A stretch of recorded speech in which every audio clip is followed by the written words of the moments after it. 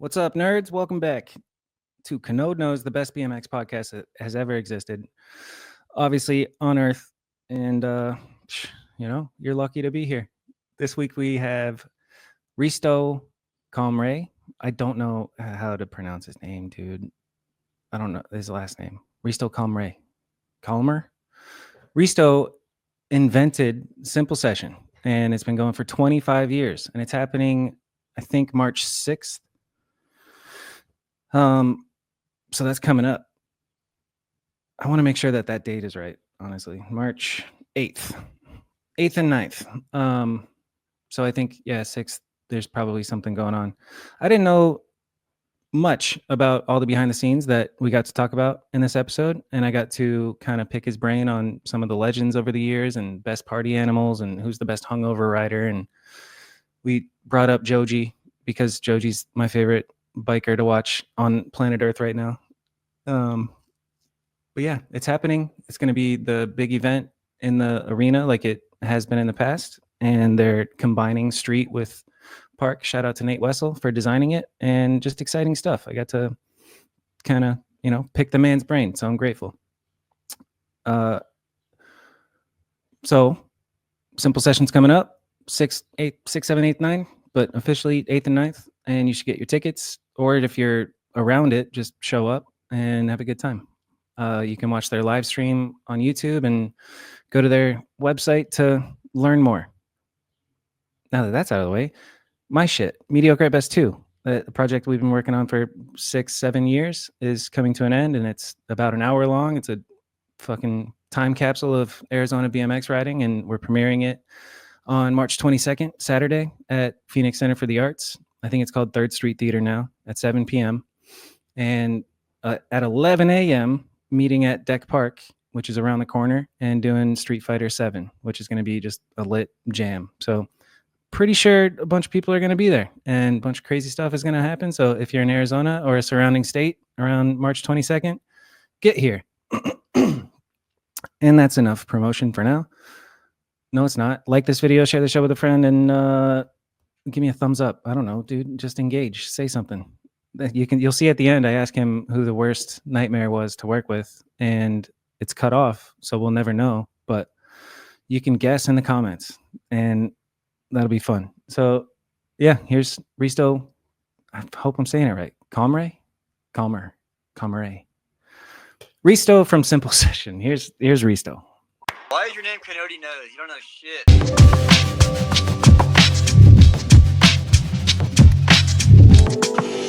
Kanode Knows. Oh yeah. Hi, Risto. Hey man, what's going on? Hey, you want to do a podcast? Sure, let's go.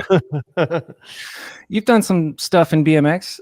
That I think it was this last Simple Session that I was just ignorant to it all. Like my only experience from Simple Session was being close with LaShawn in like 2013 and 2014, and then watching him very clearly hungover riding with a backpack on in Simple Session, and just being like, "What the fuck?" And then last year, 2024, you guys did a live stream, and you were on that, and I was like, "Oh, this is the guy. This is the guy who made Simple Session." And I listened to a podcast that you did 4 years ago, Rad something, and you guys kind of go into the history. Red Season, yeah, Red Season. It was good. It was good to get a little glimpse into the beginnings of it. But hi, welcome to the show. There's my spiel on my experience with you in Simple Session. Thank you. Yeah, I haven't pushed myself too much in front. I've been happy to be mostly behind the scenes. I mean, I've surely did some interviews here and there over the years, and also, yeah, this year or last year was kind of special for us because we went back to our original birth city, Tartu. So yeah, we figured it's good to be also a little bit in front of the camera and say what's going on the live stream as well. So that's beautiful. I commend you for doing it. Like I put on very small events locally, and you don't think about all the moving pieces that are involved. Let's start with this. You were talking about this in your other podcast where you guys were doing webcasts for Simple Session in 2006, which is like way ahead of its time, or maybe not way, but pretty early on to start doing your own live streams, which helped the contest and event grow. And it got me thinking, because here we are 20 years later, and what are you seeing from the point of view of event marketing? What do you think is the thing that you would do now that would be equivalent to live streaming in 2006? What's the future look like for event marketing? I think we even started 2005 or 4, maybe 2005, with actual live streams. Yeah, it was super. I mean, obviously there were different events live stream, but in action sports, it was pretty early. Yeah. A couple of skate events were doing it, and obviously, you know, X Games were around, but it was more like TV stuff. So yeah, it was definitely very early. Social media was around, but it was totally different than it is now. So the algorithms didn't exist yet. It was like you follow somebody and you got to see their shit. That was those were the golden days, dude. Yeah, and we had actual magazines coming over and printing actual articles for like, and I mean, yeah, I mean, it's in a way it's the same, and in a way it's very different. So we still do the live stream. We still have, you know, those same entities or magazines involved, like Teak BMX or right back in the day, or now our BMX and stuff like that. People still come over, film and make photos. Yeah, I don't know. I mean, it was maybe the event was a little bit more special in a way back in the day, because there wasn't you know, the magazines were more important, because that was how you could, you know, get your name out there, and the events were more important. Now it's everyone, you know, can have a huge platform on their own, and don't need to have any advertising or any promotion. If they do have a huge platform, obviously not everyone has it, but yeah, I mean, I think in a way it's been getting more easier, because everything is super, you know, you can ask ChatGPT to do almost all event for you if you want, but that's true. Yeah, but in a way it's also harder, because it's so different, so many different platforms, that everything is so scattered and stuff like that. So, but we try to keep it real and do what we've done always. So yeah. What about, I'm thinking, like, do you think that the, you know, virtual reality type of thing is going to catch on? Like, I think I could imagine in the future, like, it, instead of a live stream on a screen, it's like a live stream that you can just sit there wearing your fancy Facebook glasses and look around, and it's HD and it's all filmed or streamed from like one 360 camera in the center of the course. So you could look around, you could like look up and see Josh Dove way up there. Like anything like that. That's kind of the direction I wanted to go with that question of just like, what do you think is the next tech thing for this type of thing? Yeah, actually, we did that 360 live thing already in 2018. Of course you did. See? Yeah. I mean, we kind of tested it out. We were working with Red Bull Media House back then, and it was more of a testing for best trick.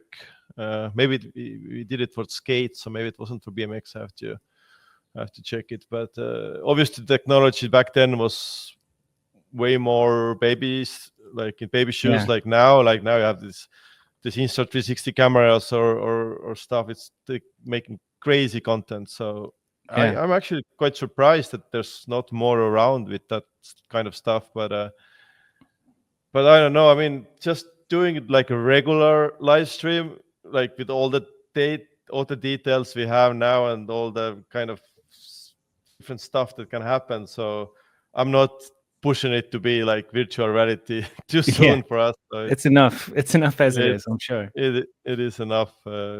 It's enough difficulty. Yeah.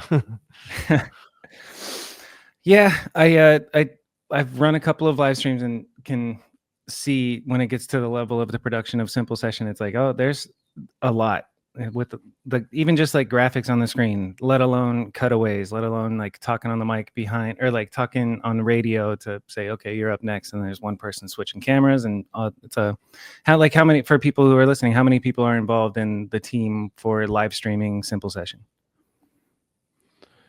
That depends. Like actually, when we were doing it together with Red Bull TV, we probably had a little bit more people. We worked with them until 2020, and now and after that, maybe the team is a little bit smaller, but it's maybe it's still around 50, 60 people doing it. Yeah. Yeah. That's crazy, dude. So But what that's about like when Red Bull that's was like there? everyone, you know. Yeah. Wait, no, live stream though. Just the live stream. No, but I mean that's like everyone in the live stream. You know, there's some people have like a little task just to doing something very Yeah. specific. You know. That's so cool. I think I saw Archie editing for you guys last year. Is that right? Do you know Archie Kenward? I don't think so. I'm No, not sure. that was a different event. I think so. I think Yeah. that was the one that's at the Battle of Hastings is what I was thinking about. I Oh saw yeah. behind the scenes clip of Archie Yeah. editing like posts pretty much live, and then seeing them shared. I was like, oh, that's cool. See behind the scenes of the production. I like to think we live stream are about the same quality when we did it with Red Bull. I mean, even when we did it with Red Bull, it was still co-production. You know, we did all the actual live stuff, and Red Bull was very involved with all the pre-shows and clips that were like kind of, you know, filmed alongside it. But they had like a huge team. We had like a containers filled with editors that were doing stuff like the whole week. You know, now it's a little bit smaller and less budget, but I like to think it's almost the same quality. So hell yeah. It's kind of crazy how many. So how many are there? And we're coming up on the. I know the answer to that question. There's 25 is this year, right? Yep, that's 25. Good for you. Fucking A. What's been your what's your favorite one? It's like picking your favorite child, but what's been your favorite Simple Session year? Imagine having 25 children and have to pick one. Yeah. All right, line up, kids. Shit. I mean, depends what I'm kind of trying to highlight, but I actually have went through quite a lot of stuff recently because we looked for some archive footage. So yeah, I mean, I think 2008 is definitely standout. 2007 and 2008, that was like those were the first years we got Nate Vessel involved with the course design, and before that we kind of tried to do it ourselves. I mean, back in the day we had to do everything ourselves, so that was like, because the scene here there was nothing going on, so we didn't have any filmers, any experts. So little by little we got, you know, those people involved that were best in the game. So I think the event was pretty already wide known and cool before that, but as soon as we got Nate involved, and the course design game just went to another level. And then, you know, I think 2007 you have, you know, everyone just suddenly game, from Dame Mira to Chase Hawk to, you know, to Josh Harrington, like pretty much like, I think it was harder to name like who hasn't been here or who weren't here in the BMX scene. Yeah. So that era definitely, but there's been so many other years. Like it can also maybe 2013 and 14 were like a standout events. I remember just seeing the crowds. Like 13, 14 is kind of, well, I mean, I was into it when I was in 2008, but I didn't know anything, and I don't think I even knew about Simple Session, honestly. But 13 and 14, I remember being so jealous of like just dudes that I knew going over there. And then I would look at the crowd. I'd be like, what the fuck? Like there's a stadium full of hot girls that love BMX. This is insane, dude. And I was like, oh, they're built different in Estonia. And then I'd hear secondhand about the legendary parties. And so that's a question I wanted to ask you is in the realm of Simple Session, I don't think it's officially sanctioned parties. Maybe it is, but who's the Mount Rushmore of party animals over the years in BMX that you've seen at Simple Session? Who parties the hardest? This episode is brought to you by Dance Comp. Go to dancecomp.com, use code Kanode, and get yourself 15% off whatever you got to order. I think Dance Comp is going to send Matt Ray out to Phoenix, and we're going to make a video, me and him. So that'll be cool. Shout out Dance Comp. Thank you for supporting the show.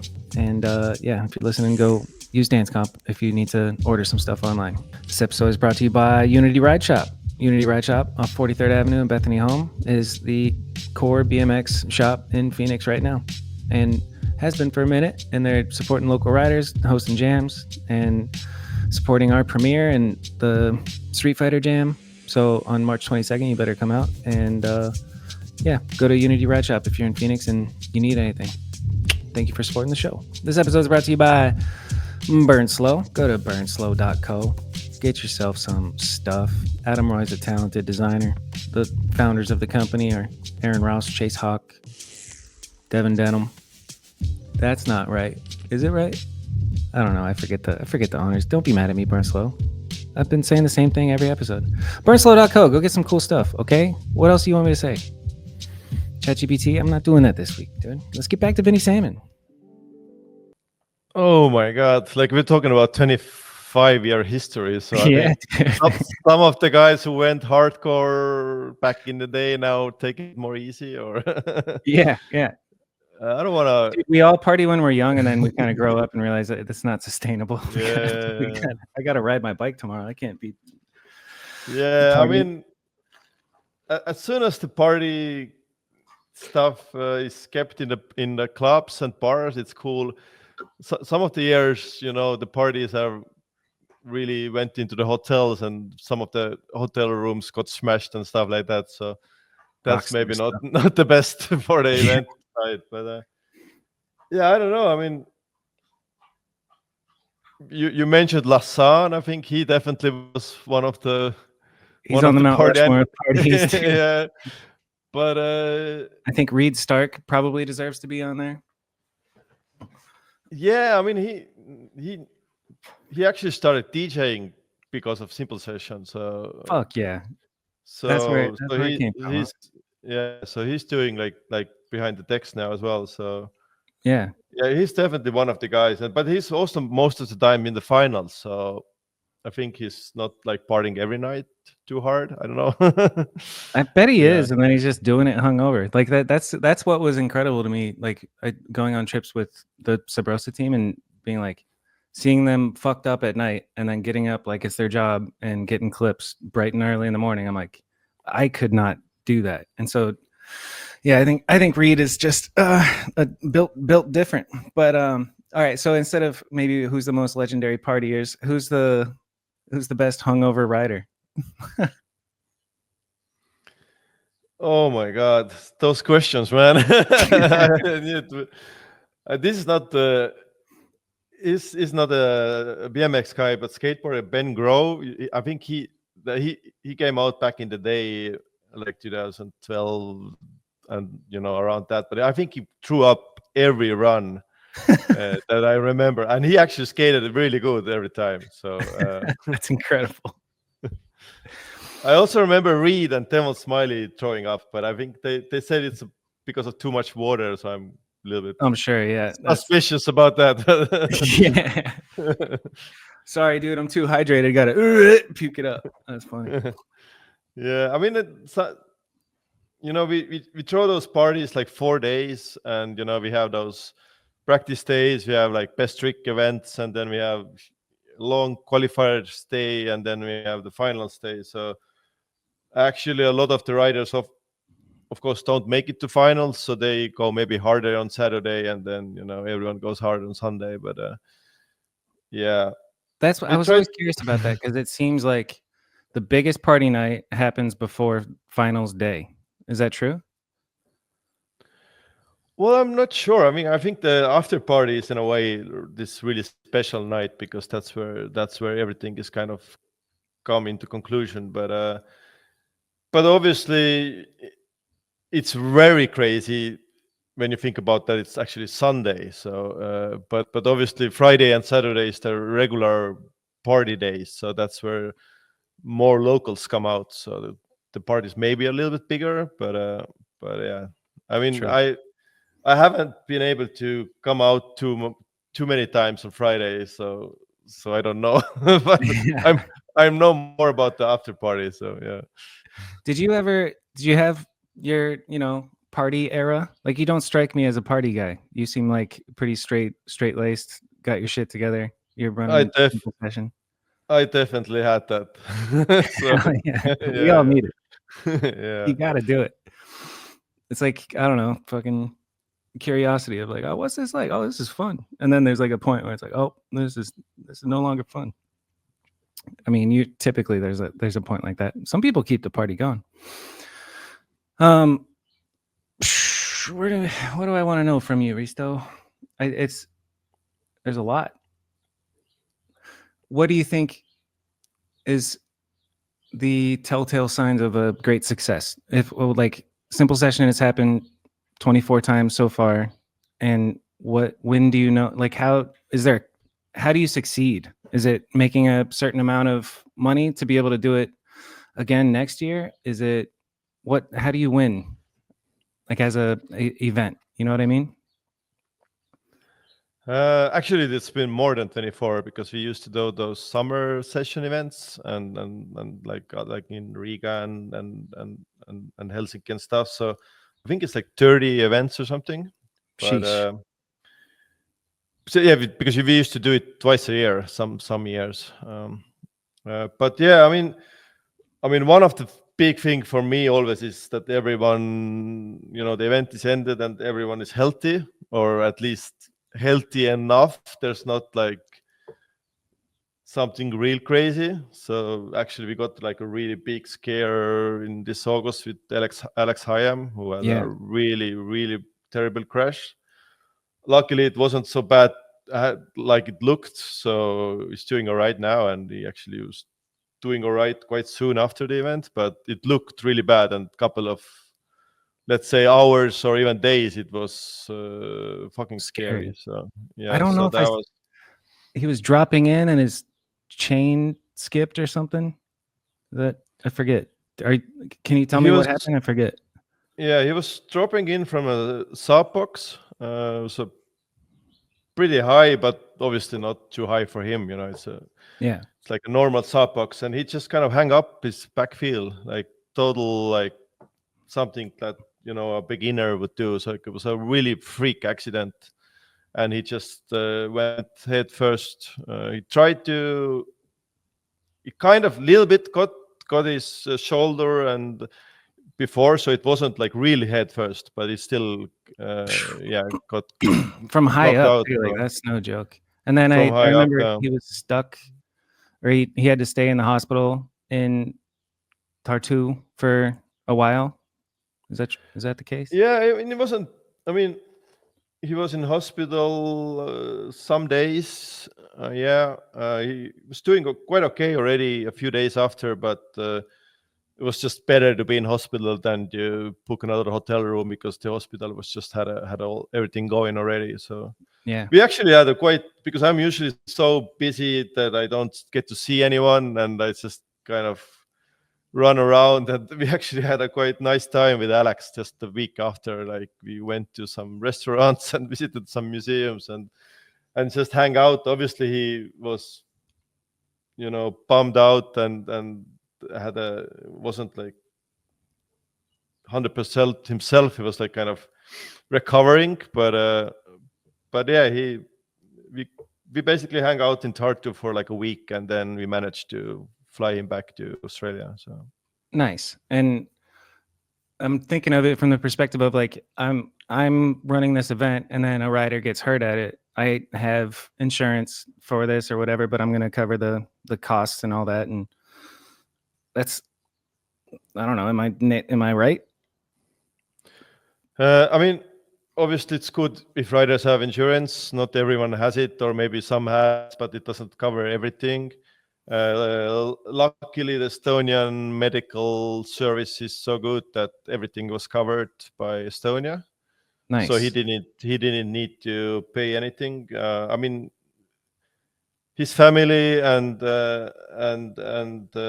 with our help and with all the BMX community's help, they still set up a crowdfund, and I Yeah. think it still has a good use for it, because obviously he didn't need any like urgent. He didn't need to pay anything for urgent care here or the tests or anything like that, but he still needed to do stuff for recovery in Australia. So I think that was still very good use for him to have. But yeah, we in Estonia, I mean, we can say what we say, but it's the medical system is pretty good. You don't. Hell yeah. I'm like, I'm in America, so I don't know what a good medical. That sounds great, dude. Just covered. Cool. Yeah, it would have been like the actual bill, like if there would have been just someone had to pay for it, then it was quite a lot. But since they kind of said that everything is under the Emergency Act, although it wasn't, it was just like regular bed days and stuff like that. So, but yeah, it was still covered, so that's good. That's good to hear. When was the last time you talked to Alex? I think like a couple of weeks ago, or maybe a month ago. So, And he's like, normal. It's weird. I haven't looked at his Instagram or anything, but is he riding and everything's all good? I didn't recently. I didn't. I just texted with him, so I didn't call him. But I think he's just started riding a little bit. I mean, he probably could have rode earlier too, but he wanted to have a break anyway and then be like 100%. So Yeah. I think No like shit. I don't think he's posted since October. But I think he has posted some stories here and there, and I think he's just like started to ride more. So I think he's doing all right. I mean, obviously it affects him, and yeah. I don't know if this is an older clip, but he's doing 3 whip to fakies and full cab bars. If that's today, then I'd say you're doing fine, Alex. That's what's up. I'm not sure if it's new or old, but yeah, it could be old. But no, that looks like it's actively being filmed. Okay. He's out here, dude. Great to see. Let's go. Fuck yeah. Shout out Alex. Yeah, that was scary. Everybody was talking about it, and it was that was a moment. And it's crazy how it happens like that. It's like even just, not at a contest, just riding bikes, the stupidest shit is when you get the serious engine freak accidents, and it's just part of the game. Yeah. Yeah, it was definitely crazy. I mean, I think it was definitely like the craziest thing that it had happened in 25 years of history of Simple Session. We had some bad crashes, but crashes bad in different ways, but nothing as scary as this one. Yeah. So yeah, I'm happy that it wasn't as scary as it looked. But to answer your question, like other than riders being healthy, I think it's just like because every time before the event, it's so many different things that go wrong, and usually most things go okay. And if everything is kind of came together and everything has succeeded in terms of how the event was run, that's like a win for me. I don't even think about the financials. Obviously, it's nice not to lose money to like a year of work and then I have to pay back some something you owe or something like shit like that. But yeah, so far it's at least it's not that you get rich from it, but at least you maybe hopefully can pay your bills, so that's enough for me. So I'm all for it. Like I think that there's this weird like anti-money attitude that a lot of riders have of just like, dude, yeah, fuck profiting off of BMX and all that. It's just like if you're doing something great, like putting together an event, which is a fuckload of work, like Trey Jones, for example, in Swamp Fest, I've heard people be like, you shouldn't be making money, Trey Jones. And it's like, no, he totally should. And if he can make a living off of hosting an event, then the event's going to keep on going. So I think, knowing the event business, it's so hard. Yeah. It's getting harder and harder in terms of money. And so I don't think, I could make money like all the different ways that are like 1,000 times easier. So I think Yeah, with BMX events, it's you're lucky when you break even. You know, then you don't have to pay. Maybe you can pay a salary for you if right. you're like if you're lucky enough. You know, and maybe you can hire someone so you don't have to do everything yourself. But usually you have to do everything yourself. So it's like crazy. So I'm curious about your life with this stuff. Like, have you been working other jobs? I know you. An interesting thing is you gave a lecture at a university 4 years ago on event marketing, which is pretty cool. Are you doing stuff outside of the two things in your bio where it's like Simple Session and then Talon bike ride or group ride or whatever? Sorry. Yeah, Whatever. bicycle week. Yeah. Yeah. Actually, I used to study design, graphic design, and I used to run my own studio. I was doing more of that some years ago, and now I kind of saw that it's kind of just Simple Session was just so a lot of work, so I kind of scaled that part back. And then yeah, recent years I've been mostly doing Simple Session, and then also the Stalin Bicycle Week stuff. I also run my own bike shop, not anymore, but a couple of years ago, and Cool. and mostly my brother, but I was also in the team. That we started this Spot of Tallinn Action Sports Center that unfortunately closed down last year, but yeah, we were involved when it got off the ground. So Rest in peace. yeah, rest in peace. I mean, I have a couple of other things as well, but definitely the Simple Session is like most Full-time. well-known Yeah. thing. Yeah. Like, what's an average day in your life like? Like, I mean, this is a pretty good example because we're like a week, 10 days out from Simple Session. What was your day like today? What did you take care of? Oh well, I mean, these days the days are not average. It's just like the to-do list is like miles long. I Yeah. probably will not able to complete everything, so I really feel like I have like some hours are short. But today, let's see, what did I do today? I mean, we had a really long TV meeting today about the live stream. I mean, usually it's kind of different parts of the live stream, but now we just went through everything before all the technical stuff, all the cameras, all the OB vans, all the clips, everything. So that was like quite a couple of hours long. Nice. What's the plan for clips? Well, I haven't talked to them yet, so they will maybe hear this from this podcast first. But I wanted to ask Boyd Hilder and Corey Adams to do a course preview. So Sick. this year is the course is we go back to the roots a little bit. So we didn't split up street and park. So it's like one all-terrain course with different like street and park elements combined, but it's still different styles and stuff like that. So I just wanted to maybe highlight those two disciplines in one course preview. Yeah. That's one idea. We do this cool best trick event 2 days before the main event in this old factory. It's really cool venue. We're gonna build like a Simple Session sculpture or like a obstacle, like a statue for the 25 years. We're gonna later put it on the main square to ride, but we kind of open it with that best trick. So we do like that's one of the places we also do like clips for the live stream as well. So there's gonna be a rideable monument for Simple Session, like it's an obstacle. Yeah, I mean it's a kind of a volcano pyramid kind of thing. It's with radios, so we thought like there's so many different stuff on the streets, but at least not in Estonia. There's nothing with a smooth radius. So it's a kind of a. We talked with, I don't know if you know Senga Boys. They're like, Boys. Yeah, they're doing this really cool skateboard architecture and video stuff and films. We actually were tried to work with those guys. They were really into it. I know them from bicycle film festival days and stuff like that. So, but in the end, it was just that the deadline was due soon, so we couldn't. We didn't work with them, so we worked with Mindwork ramps and our own Jarmo from our team, and yeah, designed this obstacle.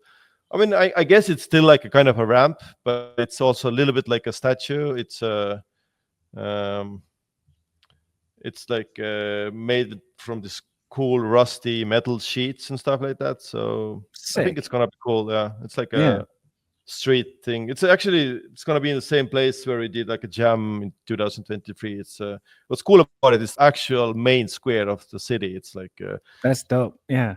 yesterday there was this Estonian Independence Day parade on it. So it's a cool place. So And it's funny because you said there's no is there not many tranny spots in the city? Like there's no natural quarter pipes anywhere? yeah, not really. I can't really. So you think had of the city anyone. build one, dude. You're like, we need a good training spot. So just build Yeah, I mean, there's some DIY parks but all the actual natural street spots are kind of rough out here in Europe or especially in Tallinn. So yeah. dude, that's exciting to see. Like in future video parts, just bangers go down on the Simple Session monument and film it because it's street, but it's paying homage to Simple Session. Yeah, I hope it's gonna stay there. I mean, at least it's gonna stay there for a while. But a little bit worried about the noise.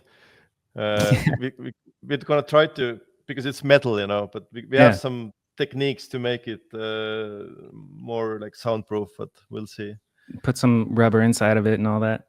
Yeah. Anyway, so we're talking about your day. Because like the clips thing I wanted to talk about is just because that's so everywhere. Like even outside of BMX, like all these people that I'm doing videos for, it's all about the clips. Like you literally might as well just turn the camera vertical and film everything for everybody because that's where everything's being consumed. And it's a necessary thing. Like what's your quantity of clips that your team's going to be doing each day? Just to, cause people don't know. It's like editing a decent clip takes an hour for a good minute. You know, like depends on what it is, but it's a lot of work to chop up and post clips. So I mean, yeah. like we do it different. Like we obviously focus on the live stream, and we do stuff that we show also on the live stream that obviously is got distributed on social as well. But yeah, we have our own social team. I think we're more gonna focus on interviews and stuff like that because there's so many. You know, there's Freedom BMX, there's Teak BMX, there's our BMX. Everyone's gonna be here anyway, filming clips and stuff like that. So we share those, and we actually have a lot of different projects around the event as well. We have Thrasher Magazine is gonna film like a Masher Estonia #2. So those guys are coming here with like 10 skaters for a week already and filming everything. And the Japanese team, Sky Brown and her brother and team of like 10 skaters, they're gonna be like another team filming here. And so I mean, we have our own teams as well, filming those side events and doing interviews. But since the event is kind of a big gathering of people, so we can also use those other like media that are coming here, doing stuff. You know, I know that Teague is doing something with some interviews because of the 25th anniversary and stuff like that. So yeah, I don't even know how many clips. That's gonna be a shitload. So yeah, especially leaning into like the other media and what you said at the beginning, everybody is their own media company now. So like you don't really have to do that much like as the brand of Simple Session because everybody who's there is filming everything and sharing everything. It's actually wild to think about because you kind of take it for granted. But when Simple Session or any other contest is going on, you just open up Instagram and you're seeing all the stuff like because you're following BMX people. So it's happening. So cool. It's interesting to think about. I keep trying to put myself in your shoes of like running this, and I'm like, okay, so what am I doing? Am I doing a spreadsheet? And you just said we got a media team, so all right, I got to hire a videographer, an editor, a producer, a manager, and how much does that all cost? Where's that money coming from? Just like this, it's wild to think about everything. I have my cool sheets. I think I have like dozens of different sheets for fuck. like live stream has like like I don't know 20 pages of different sheets, and then you have like this video project, that social team 1, social team 2, like blah blah. So it's That's my yeah, nightmare. it's pretty I crazy. don't want to do anything with those sheets, bro. Yeah, I know. But I mean, it's a BMX event, so some stuff just happens without any planning. So that's all. I mean, it's good to plan, but even with all the planning, some stuff just happens like And that's when spontaneously.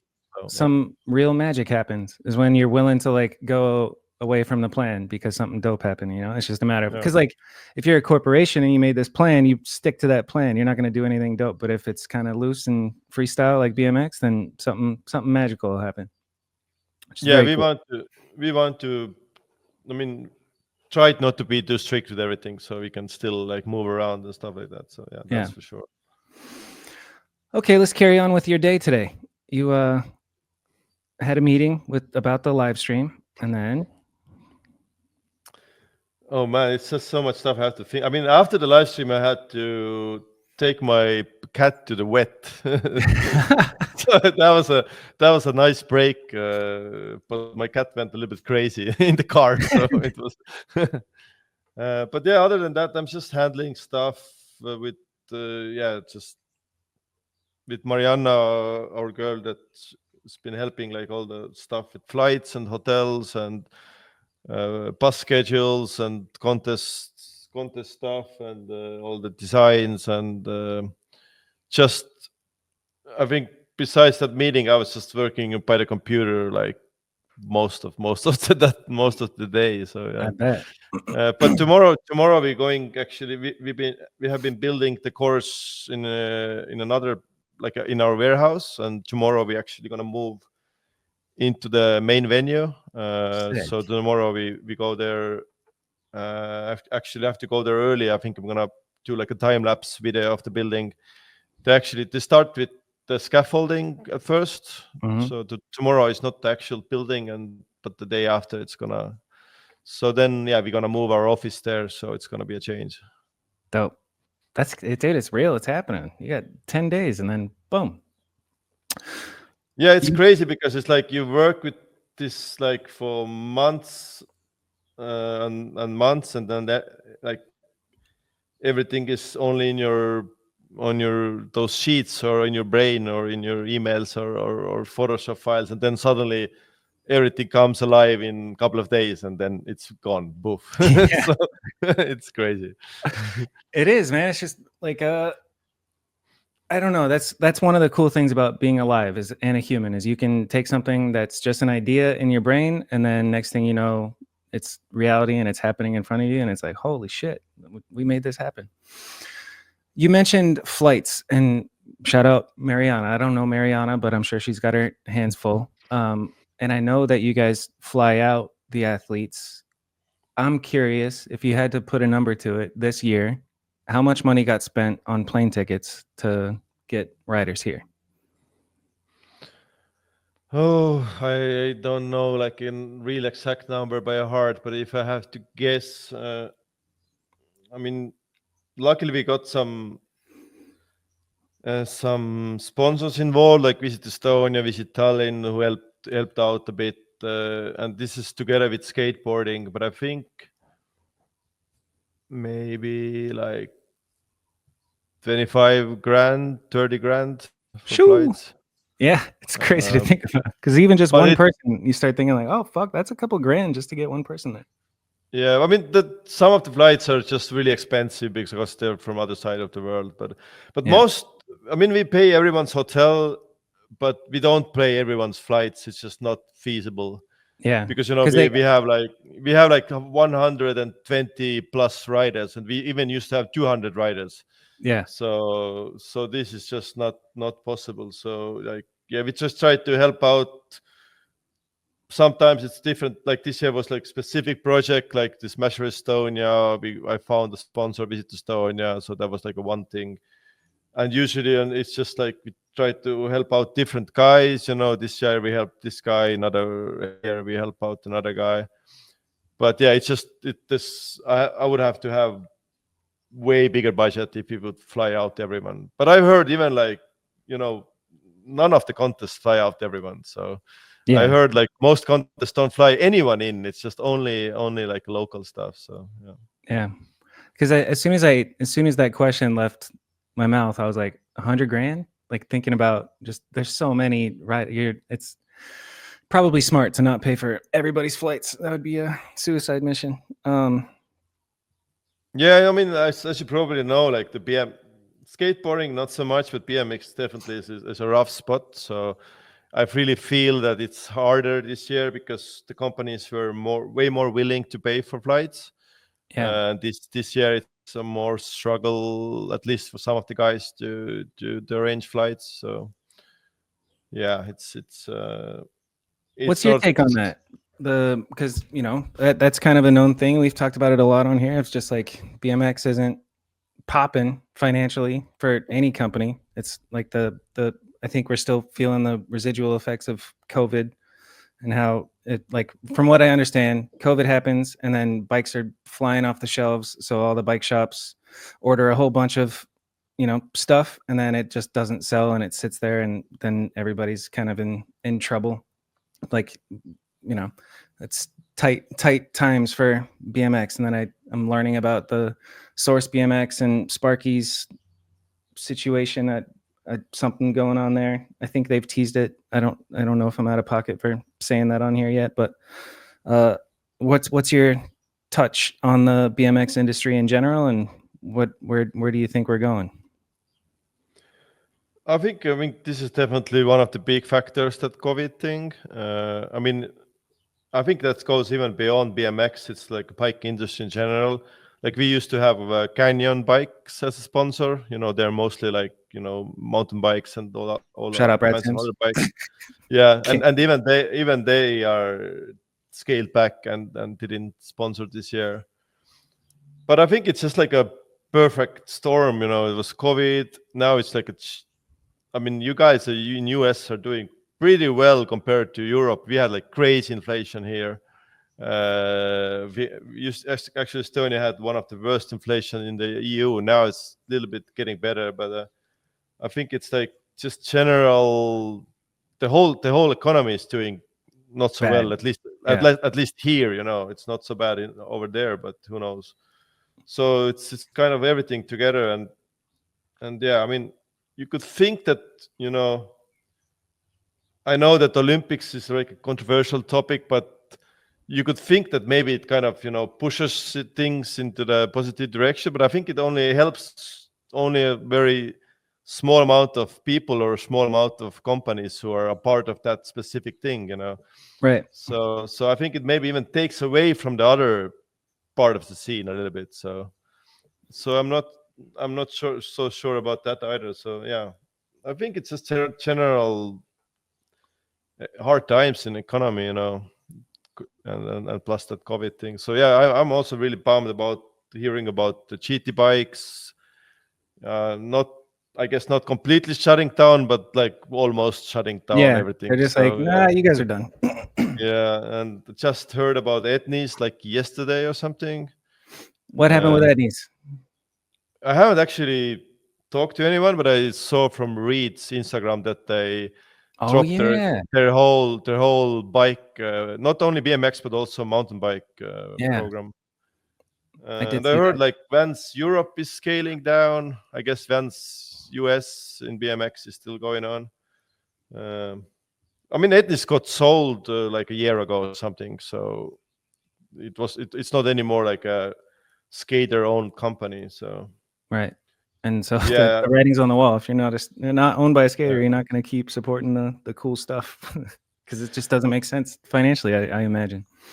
It used to be owned by skater. Now it's owned by just some kind of I don't know, some other company. So exactly. So they're just like looking at the numbers of like, oh, we don't need to do this program at all. This is a waste of time. Yeah. It's like, I don't know. It's just the whole world is changing like crazily. Like it's not only action sports or our industry. So yeah, it's just like money is flowing in weird places. So everything is investing in AI and shit like that. So it's hard to be relevant. Even me, like I'm trying to find some sponsors, and like some sponsors are okay and some are like, yeah, we just no we put all the money in some Fortnite level, and or we put some so.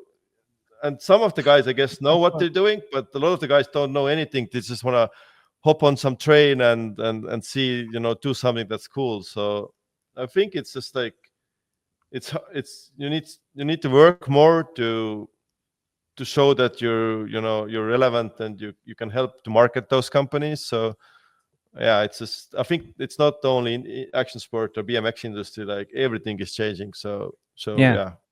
yeah.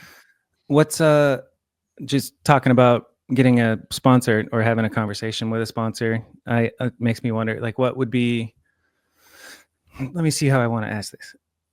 I guess, what's it been like for you? What do you do to get a sponsor? Can you think back to the first sponsors that covered the event and your conversations with them then versus what you do now to like give a proposal to a new one? I actually remember that the first simple session had a complete budget of around, I think, like 10 or 15,000 crowns, Estonian crowns, and that's like €1,000, $1,000 for the whole event. And that actually, it wasn't so small event even, but we don't. We don't. The first 4 events we did like in our own skate park, so actually the building wasn't part of the wasn't part of the budget. But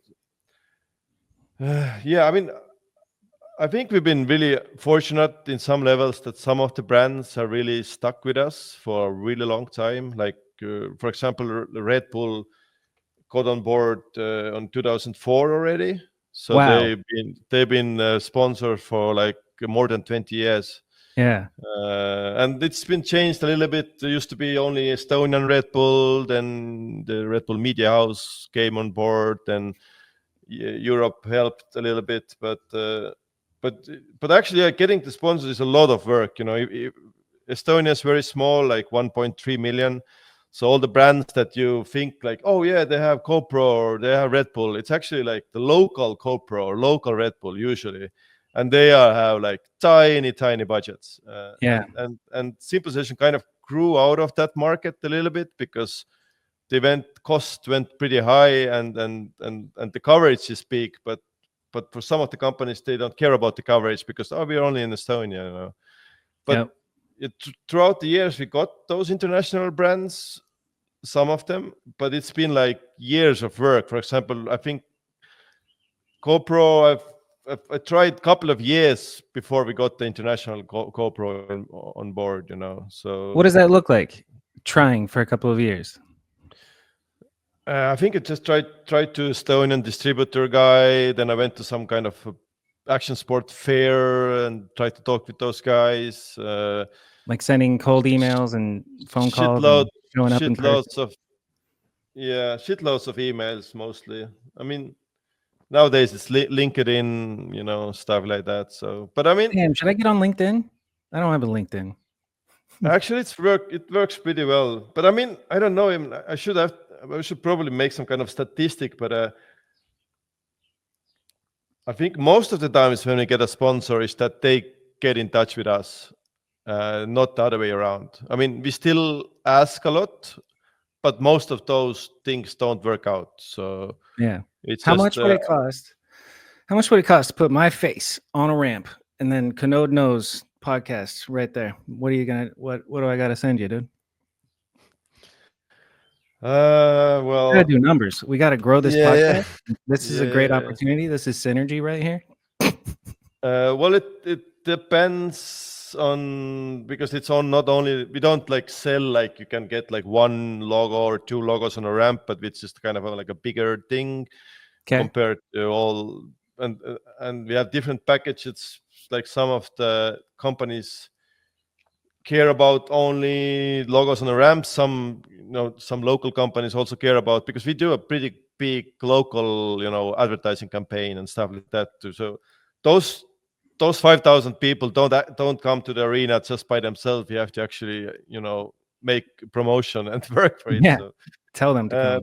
Yeah, but I think it's anywhere between like 5 to, when we leave out the presenter and like the and Red Bull, who are like a kind of a bigger, and Visit Estonia, who are like a kind of bigger sponsor.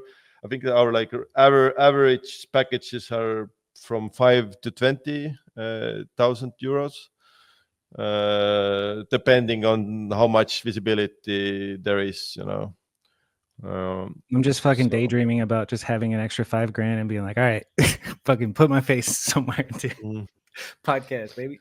Just kidding. Yeah, we should do It's it. actually not that. It's not that crazy. It's not that crazy of a number for a good package. So, like you said, a lot of it is inbound now. So a company reaches out, says, "Hey, we want to advertise during Simple Session," and then you'll hit them back with like a PDF of the different levels of packages, like pricing wise, or is it more of a phone call type deal? We have like a pretty good presentation in PDF. There's a couple of options, and then with most companies, I'm really happy when someone just wants to log on a course. It's like, oh, it's cost us, and it's a good visibility, but it's also a little bit easy for us. But with a lot of companies, we do like custom solutions. We do like different, I don't know, some kind of social media projects, or some kind of different. That's dope. Can you think some of an different like example? tailor stuff. I'm sorry, just let me change the.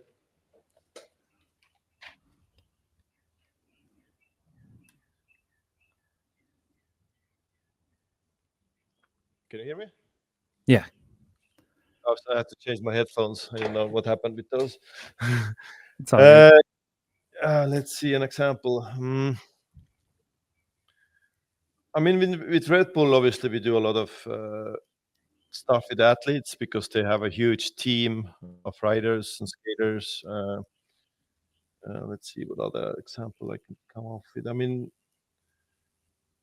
with Visit Estonia, we do like different events, like those.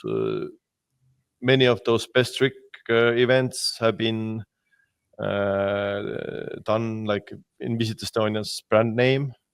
I don't know if you saw, but actually one really rad thing we did in the summer. It was more for skateboarding. We like, it was a mini ramp event, but Alex and Boyd and Joe also rode it. We built a mini ramp on a boat, and we drove around with it on the river. So Yep. yeah, And so then did I see something like that in the snow too? Was that related to that? You might know what I'm talking about. I don't know. I saw something where there's just like snowboard. It was like cross athletes. I don't. Now that I'm thinking more of it, it probably wasn't Simple Session related, but it was similar to that, where it's like you put the ramp somewhere it doesn't belong, and they put like a mini ramp on a mountain with a bunch of snow, and there's skaters and bikers riding the ramp, and then snowboarders and skiers flying overhead. I think you saw something, but Yeah. it wasn't us. Yeah, it was Swatch. Sorry. Yeah, you have to be way more creative now in the winter. So I was actually really stoked to. I mean, it was a little bit because of COVID, but also because just we wanted to change it up. So we did like the event in the summertime for 4 years, and during the summertime, I was just really stoked that we were able to do all kinds of street jams and build different stuff and legendary spots and do all kinds of events in the summer. In the wintertime, we have to be way more creative. But we have done stuff like also this year we want to. I mean, it really, a little bit depends how much snow there will be, but maybe we do some snow skating and maybe we go inside the city hall to film and stuff like that. So that'd be sick.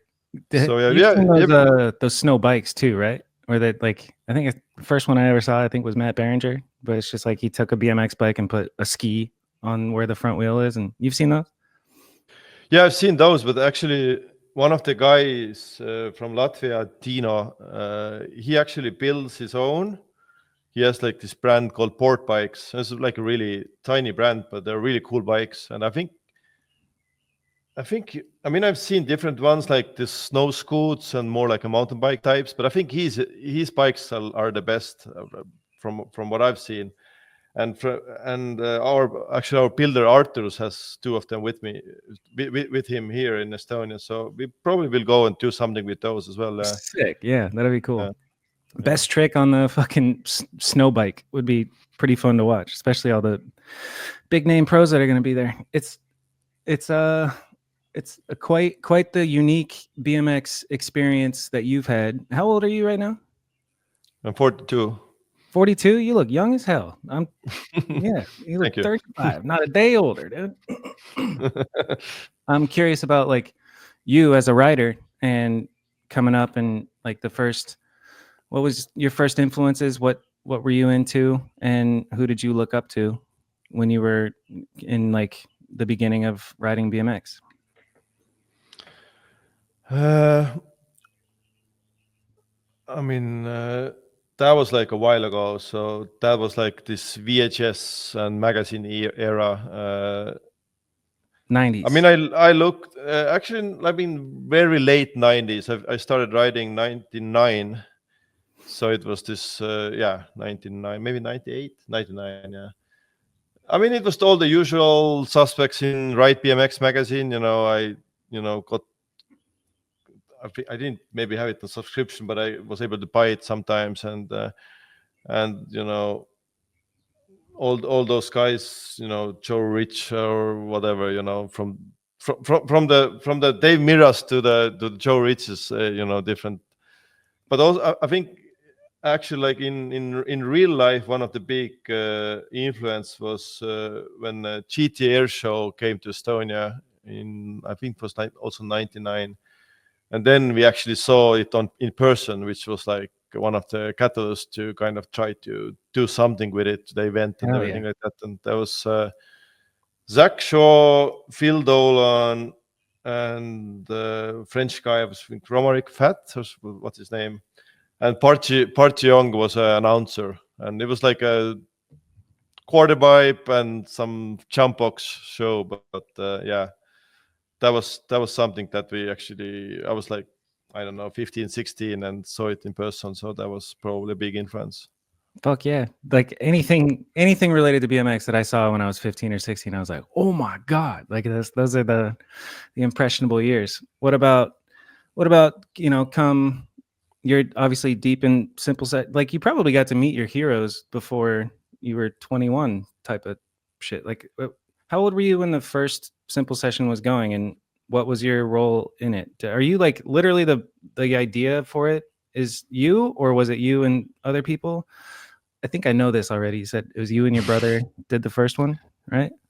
Yeah, we rode it with a couple of guys and skated, and then the skate park in our town was really shitty, and then we tried to build like a bigger park, and we got some money from the city, and then tried to, we thought like let's open it with a jam, and that was the first simple session. So my brother got involved all like the same time, and then this one girl, Piret, who's also still involved, and then we had a couple of other guys, but I would say I was the main guy. I'm still behind it, so it's a little bit crazy, but the heroes. Heroes is what I was going to ask. Yeah, the heroes. I mean, the first few years, the first heroes for us was Latvian guys. We didn't know shit in Estonia.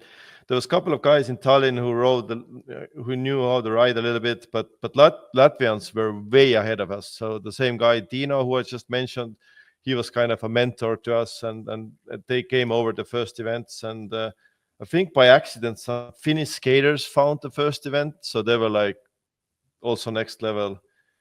But in terms of more like international guys, I think they found it like a couple of years later, 2003 and something.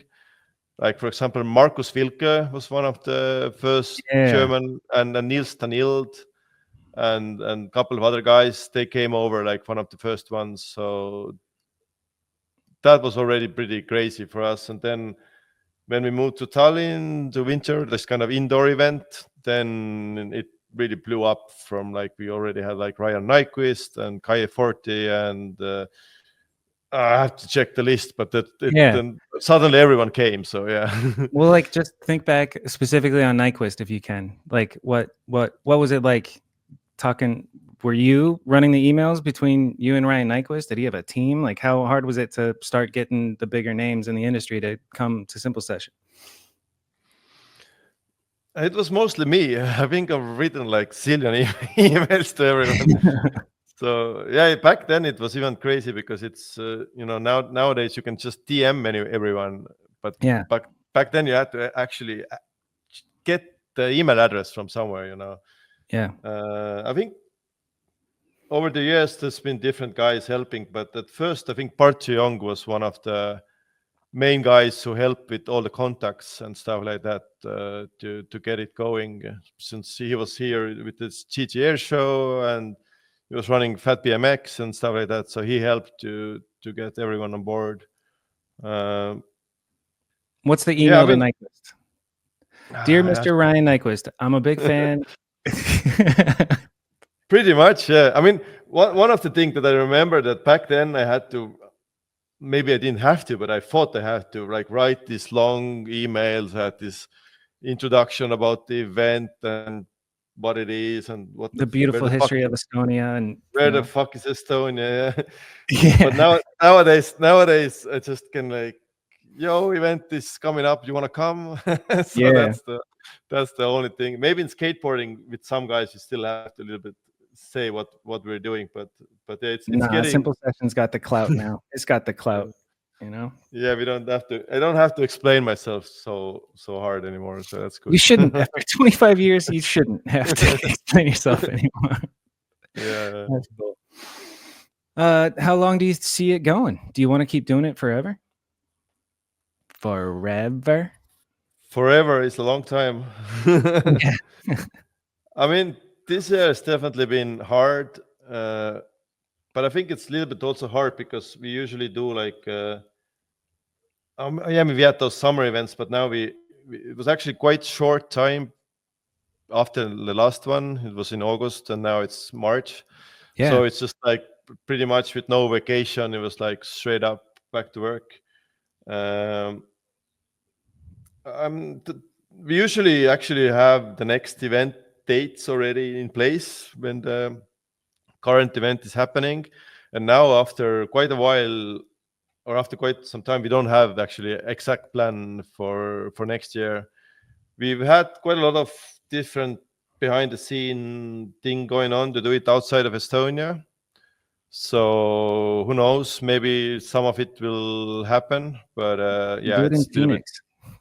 In Phoenix, right on. Yeah, come on out, bro. We got you. Yeah. I mean, I wouldn't mind. I've been doing it. I mean, we've been doing it in close countries in Latvia and Finland, but we haven't done it like more far away. So that's definitely something on the cards that we could try. That's interesting. Is there any talk of like where you want to do it? Actually, we actually have an agent and been working on it for I would say even 2 years to get some deals to do it, and a lot of places have been on the cards, and I don't want to say any of it because I don't know if any of it will come to fruition, but I think that's interesting though, because it's been some exotic options. Yeah. That's so cool. And you like just hearing the term agent, and then I'm thinking like you're reaching out to different cities and seeing if there's grants, or like a city would pay to have an event like this hosted there, right? I mean, in Estonia it's a little bit different. I mean, obviously now we get funding from city and government, but we worked for it for many years.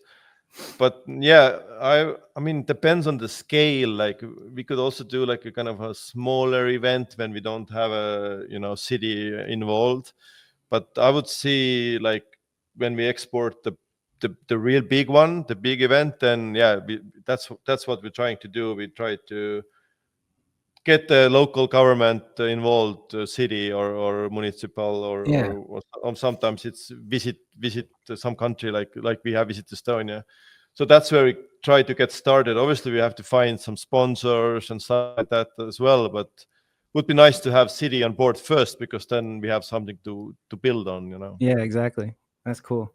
I was talking to somebody about the state of BMX events and how I think it's pessimistic to say that it's like not as good as it once was, but there's not the do tours anymore. There's no like traveling show to see new talent. Is there? I don't. And I was just thinking, like, could you franchise Simple Session so that there's a Simple Session? Would you even want to do that? I mean, in theory we could, but it really, you need to have like people you trust on board, you know. So it would be still what you want to be, you know. So when we moved to Latvia or Finland, then we had some help with local agencies, but actually all the sports stuff, all the actual event stuff, we did ourselves. So in Latvia, actually, we did everything ourselves. In Finland, we had some help. But I mean, in theory, it could be possible. But yeah, you have to, if you want to keep it like you want it to be, you still Yeah, it need wouldn't to be be the involved. same. Yeah. Yeah, for sure. Yeah. Let's talk about the disciplines. We got BMX, we got skateboarding. Has there been other disciplines that have been involved in Simple Session in the past, like rollerblading or scootering or anything? Or is it just core BMX and skate? In the real beginning, when we were in Tartu, when we were in this outdoor event, then we had rollerblading as well. Just back in the day, the scene was so small. It's pretty much like, you know, in the whole country we had 10 skateboarders, 5 BMX guys, 6. So it was just like, it was obvious to get everyone there. Yeah. Everybody's welcome. Bring a shopping cart if you want. Just push it. I mean, obviously we had visitors from abroad, but after those first few years, yeah, it's been BMX and skateboarding only. We had different disciplines in there. We had vert, we had street, we had park. We used to have flatland really long time ago. We've been a little bit dabbling around with, but that not like a main event, but just doing some demo show thing with snowboarding. Done some snowboard events. We've had scooter involved for kids as like a demo, like early morning demo, or like some kind of side stuff, but not as a actual thing we live stream and we do the main thing. So it's been 99% BMX and skateboarding. So yeah, I want my understanding is that the scootering industry is big. Like every kid is into scootering now more than BMX, and because it's more accessible, and there are a lot of scooter kids at all the skate parks in all the world. And what are your thoughts on scootering? I don't know, man. I mean, I'm how to say it? Yeah. I mean, I'm not like hardcore against it. Like I'm fine with it, but it's definitely like, you know, with skateboarding and with BMX, what's nice about it is that not always, but some of the guys, it's like surfing. Like you can, you know, you start skating and you still a little bit skate when you're like 50, you know. Yeah. But with scootering, it feels it's like a kid sport. I know it's not a skate sport in terms of nitro circus and stuff, like, you know, the big guys do it, and but I feel it's like a little bit like skateboarding is often for life, but scootering is more for kids, you know. So yeah, it's kind of, you're not gonna be 50 years old living your life and be like, let me just go scoot around for a little bit. Yeah, I mean, you can, but you look like a dork, you know. So, I can't name too many scooterers. Ryan Williams and Jussie Carter. Jussie Carter, you know who that is? The long-haired, very fucking sick scooter dude that rides the most insane obstacles. I'm like, all right, that we like that scooter. He can come to Simple Session. How about that? I mean, this year we actually have a couple of scooter riders who are really good in BMX as well. I actually tried to get Ryan Williams as well, but I think he has a really young child, so he didn't come this year. Maybe next time. But local guy Romet Salik, he's actually like mostly scooter guy, but he rides BMX too. Roman and Jordan Salik? Romet Salik. Roman or Romit? How do you spell it? It's Roomet, and then Boom, there it it's is. And then Saalik. yes, and then Jordan Clark. Jordan Clark actually rides, he rides those UCI park events in BMX. So he's like 5 times world champion scooter. Damn, he's the champion of the world. Jordan Clark. All right, I'll follow Jordan Clark. Yeah, he's That's coming. a question I like to ask Risto is like, who's somebody, or give me a small list of riders that I don't know about that I should know about that you know. Well, I don't know who you don't know. Just I don't know, local kids that you think are sick. We have actually a little bit smaller amount of local kids this year. I'm taking part of the main event because we brought on women's class both in skate and BMX, and we do like a proper live stream from it. So it just kind of took away a little bit of time from the BMX men's discipline. I mean, we still have like 50 guys, but we used to have like 100. So that was even crazy. Let's see. Yeah, but we gotta have the ladies. We love it. Yeah, no, I'm absolutely stoked to have it on to have sister session back. Like we were like one of the first to even ever do like a BMX girls contest in 2012. So, but yeah, I mean, Romet is definitely one of the standout guys from Estonia. He's more of a scooter guy, but he's gonna probably kill it in BMX too. I mean, he won the Estonian first championships in BMX we did just after the event in August. What was funny about it, he won it in both street and park, so he knows everything. I don't know if he knows Georgie. I was really stoked about his riding. He's I literally wrote his name down because he's my favorite rider right now, and I just want to talk about him all the time. It's fucking the best, dude. It was really cool to have him. He actually took the silver in August. In August, he's right? Coming back, and he's coming with a big squad. I think we have like 6 Japanese riders this year. Japan is sick as fuck. Yeah, so it's.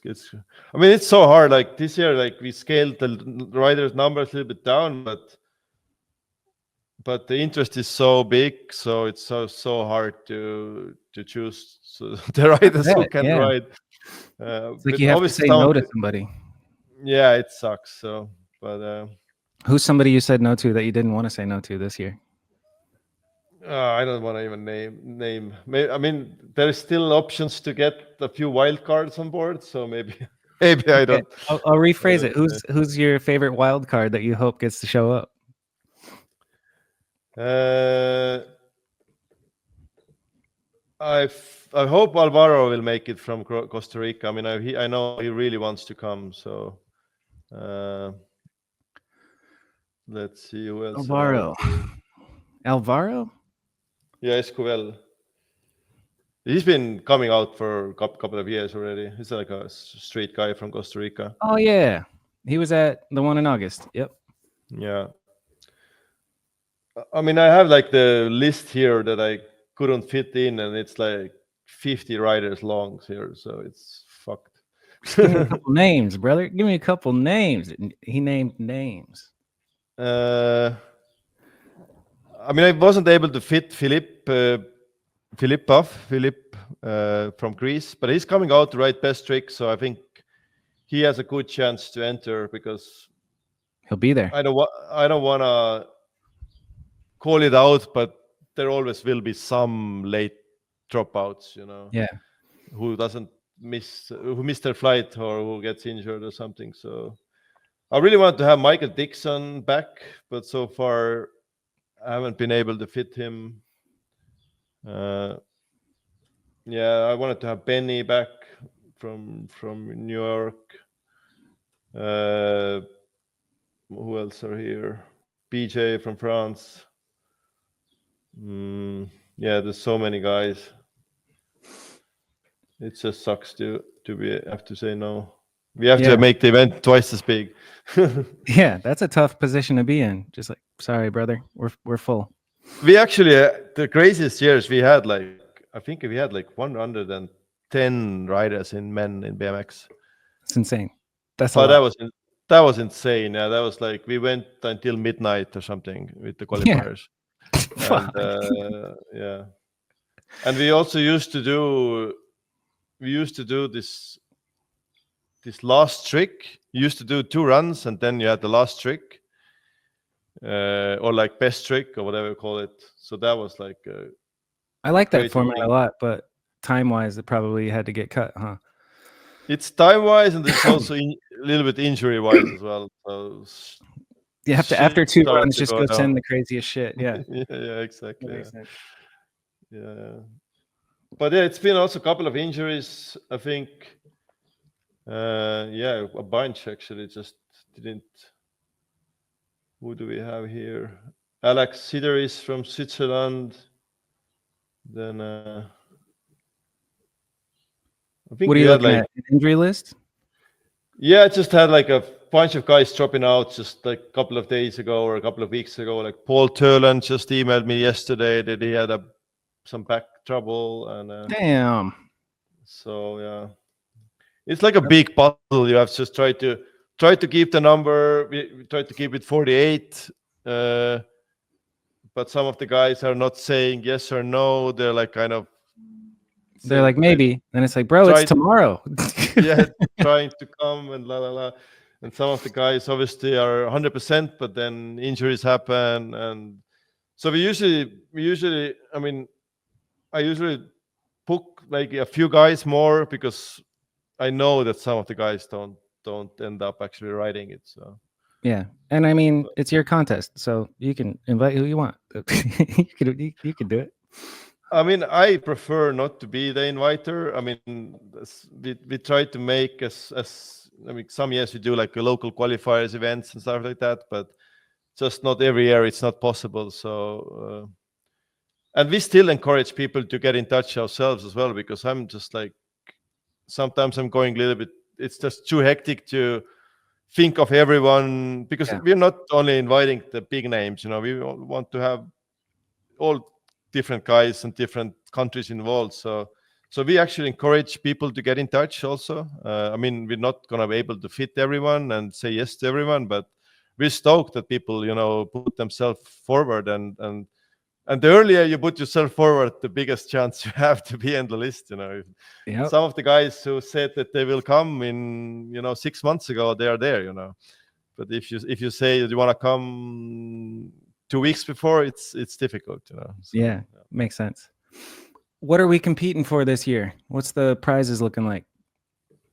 What is Boyd Hilder going to take home after he gets gold? I have to check the actual breakdown, but I think it's 25K, the whole purse. Fuck yeah. Plus some stuff from GoPro and all the regular. Dope. Some kind of actual products and stuff, but I think it's 25,000 prize purse. Yeah, sick, dude.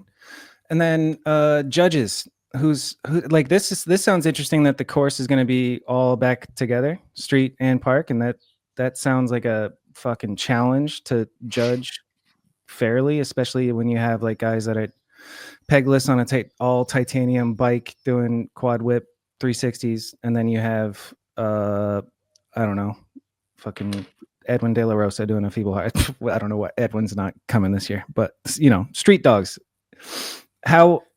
Who's judging, and then how do you guys figure? Do you follow a certain judging guideline, or are you making up your own? Tell me about judging. We are not following guideline in terms of, we are not like a UCI event or anything like that. We have our own guideline.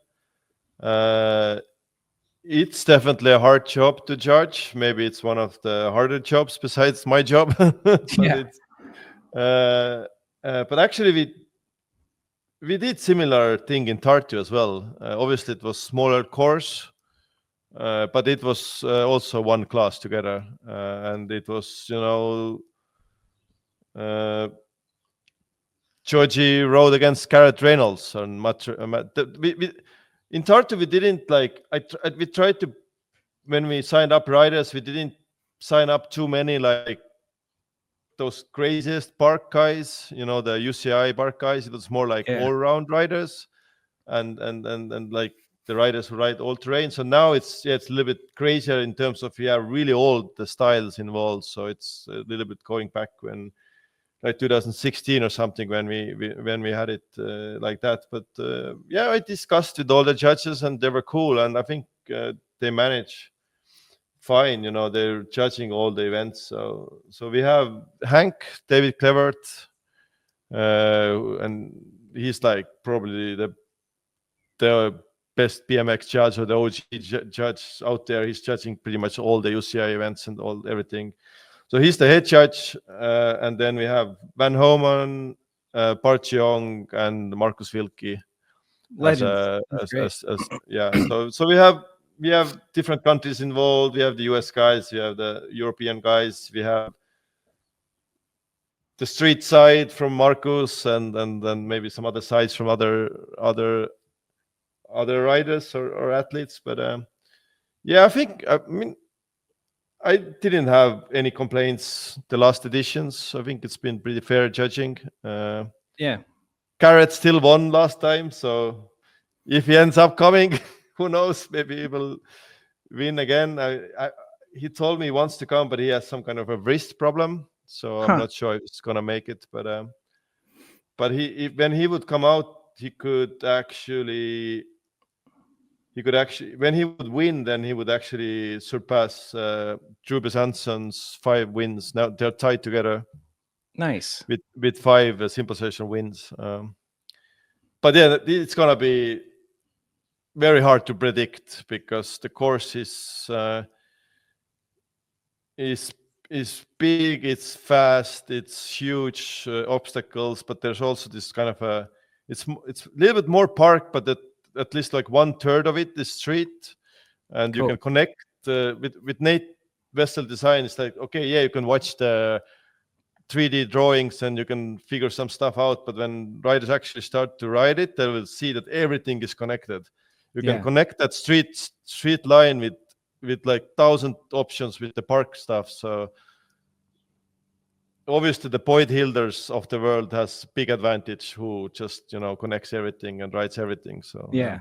Dude, I got to watch Boyd ride in person recently, like maybe a couple weeks ago, and let's just say it was like looking at a mythical figure, dude. Just watching him lace, it's ridiculous watching that guy shred in person. Yeah, it's crazy. I think I saw him crashing first the last time. It's like this almost never crashes either, so it's crazy. Yeah. Oh, he's human. Yeah. Is there any only street dogs coming to Simple Session this year that you can think of? I tried to sign up a little bit less those guys. So my preference this year was the all-terrain vehicles, and then obviously there's different guys, but there are definitely like guys who are like more street. Like Corey Adams is pretty street, but but he has rode. I mean, when you think of Corey Chavez, obviously you think only street. But when I think about his runs at Simple Session, then he's been connecting everything, like connecting all the ramp stuff, and so he knows, how to do that. So he's just all around good. Yeah, I mean, Joe Jarvis, I would say, is pretty That's street. My street dog. There's a street dog. Hell yeah. Yeah. I mean, Chris Canucks from Latvia, he's like street guy. So Matt Ray, I would say, he writes everything. Robin Coffee from and Jan Bisans from Germany. They're like Jan Bisans is coming? Yeah. Sick, dude. Big fan of him. You see that new edit? Yeah, I saw it, and he was here last time, the first time, and I saw him riding, so it was really one of my favorites from the whole event. Fucking great to watch. Shout out Jan Bisans. So I think like when I look at the list, like Stefan Atencio, he's definitely a street guy. So True. if I might be wrong here, but when I look at the list of 48 guys or riders, then maybe He's friendly. Sorry, my one dog third, barked. yeah, maybe One- 1/3 are more like street oriented guys, Yeah. and then there are Let like me pause real quick. The delivery guy brought me wow. my mini DV tapes because I'm finishing a fucking video right now on a VX. Are you using mini DV tapes? Nice. Yeah, this is my last hurrah with this shit, dude. It's very annoying capturing tapes. I just the last anniversary we had, 20-year anniversary, and then for that we actually digitized all the our mini DV tapes from Simple Session. That was like Arvid, one of our video guys, actually, who is doing the cable cam now. He was doing everything just as a volunteer, and it was crazy work, Dude. So, it is a nightmare. Yeah. I actually went to a local place to see what they would charge to capture a tape for me, and it was like over $60, and I was like, "Fuck you!" Like, I guess I just got to spend this hour reliving the. I used to love it, film all day, and then I'd go home and we'd be hanging out and drinking and just like reliving the day, and that was cool. But now it's just me alone, and I'm like, I've already seen all this shit. It's so tedious. Then you can't get the camera to connect; it starts glitching, the audio goes bad, and you go back and redo it, and it's fine out of nowhere. I'm getting over it, brother. That's the beauty of it. You could also do an iPhone clip, and there's nothing. Yeah, there's nothing as beautiful in that. So yeah, imperfection is beauty. I'm actually using a lot of iPhone second angles and just make it look shittier to match the VX. But anyway, speaking of videos, did you film any video parts in your, like, you specifically riding? What kind of, I haven't seen you ride. I'm sorry. I researched. No one has. It's a secret. It's a secret. You don't even ride. No, I used to ride, but it's a long story. But when we started riding, it was a really hard time. It was like the bikes were super heavy. You didn't have any parts. You broke something, you waited for 6 months to get something. So it was painfully slow. That was one of the actual reason we started the event, so to have some kind of guys come over and show us how it's done, pretty much. Yeah. So yeah, I didn't know shit. I was, people can, like, nowadays kids learn a couple of days that we learn a couple of years. Yeah. So yeah, I think we had some videos around that we filmed ourselves, but I don't know if they're actually, I think we have some history videos somewhere on YouTube. But yeah, we filmed with the same cameras with TV tapes and stuff like that. But we didn't really, it was. I don't even know. You can't even call it riding in today's terms. So. Yeah. What was your best trick when you were riding? Well, I did some power spins, some 180s, from some 360s, but on a small bar spins is more than I could do. Small obstacles. One thing that's on the internet, which is funny, which is in our, like, this documentary we did for 20 years, where Reed Stark is in, is one of my crashes when we built our first dirt jump, and we were stupid enough to have the landing soft. So we thought, soft landing is good. It's like it's not so hard to land, but obviously you get stuck there. Yeah. And we actually got it tiled after a while, and it was like rideable. But the documentary has my first jump on it, so I just kind of head dive on it. So, yeah. It's amazing. Yeah. Okay, let's see. What else should we talk about with Simple Session? I think I got a hard out in like 10 minutes here, and I want to ask you a couple final questions. But before we move on, is there anything you want to share about this year's Simple Session that people should know? I mean, I just want to share that if anyone's close to Estonia, just come out to the, event here, because if you watch it online, it's great, but it's nothing like that. We've done the smaller events in the recent years, but the big arena event is something else. And yeah, you can't really street ride this time outside like the summer events, but we have this best trick event that people can enter. We have the hockey game, skaters versus BMX that's coming back, which fun. We have like a different parties, video premieres. So yeah, I'm just gonna invite everyone to come, and if you can't come, just log on Simple Sessions YouTube or our website and watch Fuck it yeah. online. Wait, what videos are premiering? The video is actually a skate video, so but it's a cool video because it's first time. It's like a kind of a pan-Baltic project. So skateboarders from Latvia, Lithuania, and Estonia did together like a video. It's a sponsored by Converse, but obviously it's different video makers and skaters. So it's called The Baltic Way.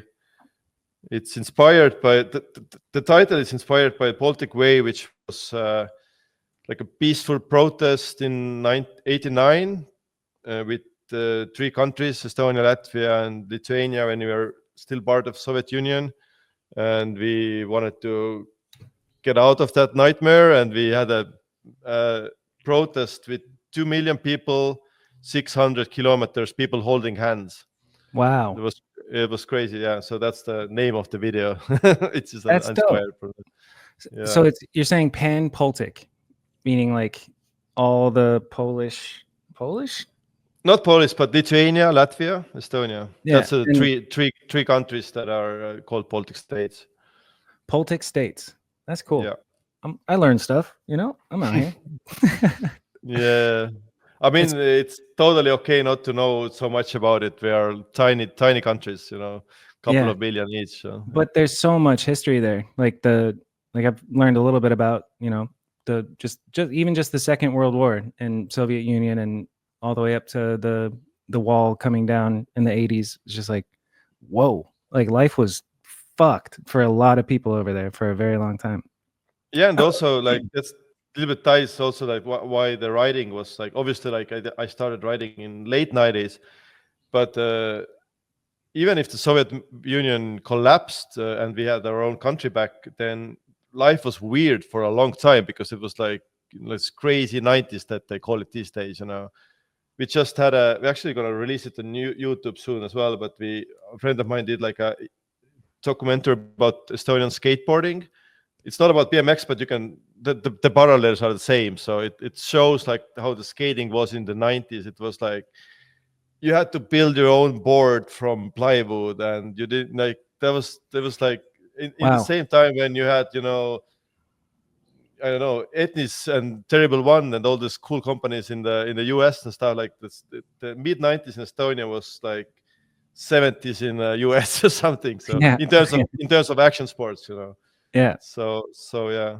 I just learned about the beginning of skateboarding through that one skater that came out with a video part, and then he went on a podcast with Rodney Mullen. Really cool helmet, can do all the freestyle stuff. But he was explaining that the kickflip didn't become popular until like early 90s, late 80s because of the board wasn't made for like boards were just flat, and so even just ollieing was a weird thing to do. And I'm like, that's fucking wild to think about. And just Andy how far Anderson, you mean? Yes. Do you mean yeah. He was almost coming over this year. We had him sign up and everything, but I think he had some big swatch gig, so didn't care. That's what I was talking about. I think he's the one that I saw that fucking swatch thing with the snow and all that. Yeah, that's funny. Yeah, we had it almost perfect because we had Andy coming, and then we had the Zenga brothers almost designing that obstacle, and they actually designed all the stuff in the swatch video. So it didn't came to be this year, but maybe next time. Yeah, maybe next time. Almost there. Yeah. Okay, so usually I ask people on this podcast like what they're most proud of in their BMX career, but now for you, it's since Simple Session is your baby. What are you most proud of as far as event management and marketing over all these years? I mean, I guess I'm proud that I was able to grow it so big in one of the most unlikely places. Like, because nowadays even kids here like take it a little bit like for granted that this event is happening, or some of those skate parks are around, or like, because we literally started from nothing. There was nothing going on. Yeah. So I think that's one of the proudest thing is that we kind of built this from absolutely nothing. So yeah. You built a pillar of the community. It's fucking awesome. Good job. Thank you.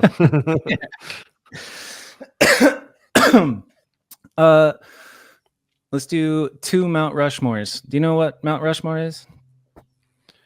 I don't know the analog, but I know what do you mean by that? I mean, I know it's just like there's 4 heads on Mount Rushmore in here in I think South Dakota or something. And so the question is like, who's your top 4 all-time riders? So I want to know your top 4 personal favorite riders, and then the top 4 riders from Simple Session over the years, like the most legendary performances.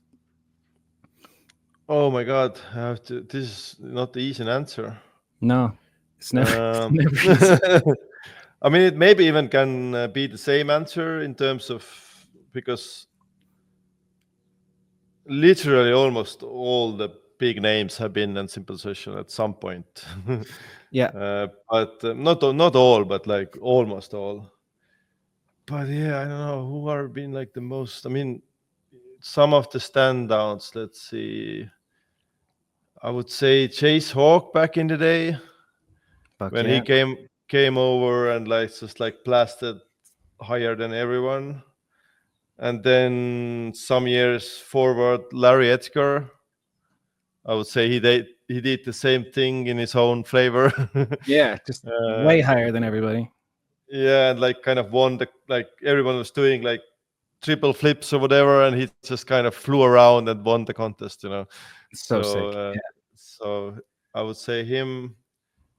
I mean, if I can name 4, and then I probably have to split it with street and park. Okay. I mean, I can't get over Garrett Reynolds because it's been just so big part of the event, and I'm so stoked that he came back this year, like last year after all this year, and he's won like 5 times, and it's just crazy to think that he came over the first year, maybe it was 2009, and when he won, and now it's 2025, and he's like still going, even better, or still going. Yeah, what the fuck, legit. you know? Yeah. So you can't get over Garrett Reynolds. Even just like with Garrett, it's not even like his riding is the most impressive thing, but what's more impressive is like his attitude and his competition with himself, and like the self drive to keep going, and humility. Like I always put him on a pedestal of like, he's probably an asshole, he's so good. And then I got to meet him and I was like, oh, he's the best fucking human. Fuck. It's ridiculous. So laid back and mellow and chill and just humble, and it's really cool to see that. So are we starting a separate one for a street? Yeah, I mean, maybe I don't say one name, but like one of the things that I've been really proud of the event, and that also goes to skateboarding, is that I've been getting, at least back in the day, maybe not so much recently, but I've been throughout the years, like a lot of the riders who are not hitting up any contest at all, and then they come to Simple Session. And it's like we've had, you know, Edwin De La Rosa or Nigel Sylvester or Ian Swartz back in the day, or in skateboarding like Ali Polala or Tom Penny or Richie Jackson or something. So that's maybe some of the times they don't even like, you know, they don't place too high, or some of the times they don't even enter the main event. They just ride the best trick or something. But that's like one of the things that I've been stoked on, that the event has. It shows me that it's just a fun experience, and it's not. It's come out just to ride the friends, you know. I think it's special and unique in that aspect right there. Of just like it's the core event, but it also like it's a very official event, but it's still core hangout party. Edwin's there, you know, back in the day type shit. It's pretty cool. Yeah. Okay, Yeah, I so we mean, got obviously, Chase Hawk, Larry Edgar, Garrett Reynolds. We need one more head, dude. one more head. Let's see. It's just hard to choose, like whether to choose like from modern era or old era or Yeah. mid years. Yeah. Let's see. Who else do I pick? I say go modern. I was gonna go with Josh Harrington, but let's go with modern. Yeah, let's go with modern. Shout out Josh Harrington. But modern. I would go with Reed Stark. I mean, he's not. Unfortunately, it seems doesn't come out this year, but he's been so big part of the event. Yeah. Just riding with smiles all day, doing interviews, doing kendama, DJing. Where did you get all the energy? Yeah, where the fuck does he get the energy? Yeah. And also like motivating, me just to, be positive. And because for me, it's just the organizing is very, when the event is over, then I can kind of see what I've done and relax. But during it's just like, Stress. Yeah. stress. So it's been like, yeah. And I think also for Reed, the event has been kind of important because when he came out first time in 2016, he wasn't like well known, but he won best trick the first time and like really also like got his career going as well. So yeah, it's been there's been similar stories like that with a couple of other guys that kind of made it in simple session. So that's also one of the thing for me too. Is fun to see that maybe I'm not as big as X Games or something that I can't have this crazy amount of prizes or something like that, but at least I can get someone's career a new level or get them noticed and stuff like that. So yeah, it's the whole when you're young and you're in BMX, you have this like idea that there's like this existing structure that you gotta climb or whatever, but then you kind of get older and you realize like it's all just dudes doing stuff like this, like you making simple session a thing. Like everything in BMX is kind of that way, where it's just like if there's going to be anything, you have to do it. Like it's all DIY to the top. Yeah. It's like it's pretty great. It's a scene is not the scene is small in all levels pretty much. It's just a couple of guys here and there pretty much. Yeah. What would be your general life advice to younger BMX kids, 16 years old, with the big wide eyes looking at the BMX world like, oh, wow. What do you tell them? It's just the cliche stuff. Just ride and have fun. That's what it's all about. And when you really want to do it is in a professional level or whatever you call it, then it's just gonna happen. It's not maybe the best or easiest time for that, but it's gonna bounce back. So hell yeah, I like to hear that. Yeah, I think it also in these times are always great because they also bring people back to earth and encourage people to be more creative, and the best stuff will stick around. Sometimes when there's too much money or too much stuff, then things also get a little bit wacky. Two weird companies get on board or like some kind of, I don't know, people get too little bit with the Olympics, like people stuff is getting like too serious or too like crazy in a way. So I think it's good to have it a little bit like that. So we can get the hot dog sponsors out of here, and then. Well, I'm sponsored by Doritos, so I can't say that. But, hey kids, don't eat Doritos. Just kidding. They sponsor our event. Yeah. Okay, we talked about Mount Rushmore. We talked about Proudest clip. General advice. Shit, we did a good podcast here, Risto. I'm glad we did it. Yeah, I was gonna tell you that I'm in a busy period of time, but you got simple session in a week, so you might be even busier than me. So thanks for taking the time to do this. No worries. Thank you for doing it as well. And that was good to sit down and reflect a little bit. So Yeah, you have to slow down a little bit so you can go fast again. So it was Yeah. good. It was good for me as well. I can't believe you're 42, dude. Look at you. You're a fountain of youth. It's the BMX event organizing. It makes you younger. Not.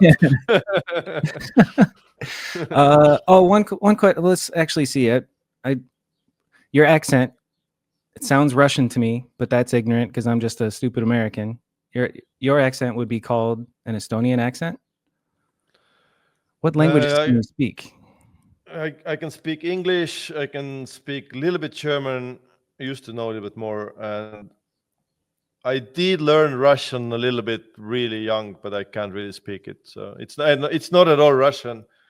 Estonia is a language tree that's connected to Finnish language, which is in a country up north, Yeah. and then a little bit to Hungary, and then a little bit to this kind of those are pretty much the only countries that are. It's a pretty weird small language. Yeah, But forgive my nothing ignorance. What do they with speak in Russian. Hungary? Hungarian? They Is that a speak language? they speak Hungarian. Yeah, I mean, with Finnish is quite close. I mean, you can't like automatically understand it, but it's like quite easy to learn, and a lot of people speak it in Estonia. But Hungary is more far away. There's some words are same, but it's not that close. Yeah. Fucking interesting, dude. Yeah. All right. Maybe it's just like a late night and I start to speak like Russian. Yeah. I think that you're doing a beautiful thing. I'm excited to see how this year's event goes, and then I hope that everybody that rode in Simple Session this year flies to Phoenix for March 22nd, where we have a Street Fighter Jam and Mediocre at Best 2 video premiere. I'll see you guys there. Simultaneously promote your shit and promote my shit at the same time. That's all good. That's all good. Bonus question. Simple Session 26 in Phoenix, right? Yes, bring it here. We'll do it in the summer. It'll be great. Last bonus question. You don't have to answer. I could just end the podcast. Who's been the worst nightmare to work with over the years? You mean just like a kind of a staff guy? Or? I'm thinking BMX company, BMX rider. Who's the worst? Oh shit! I'm gonna stir up some shit. Oh no. Let's see.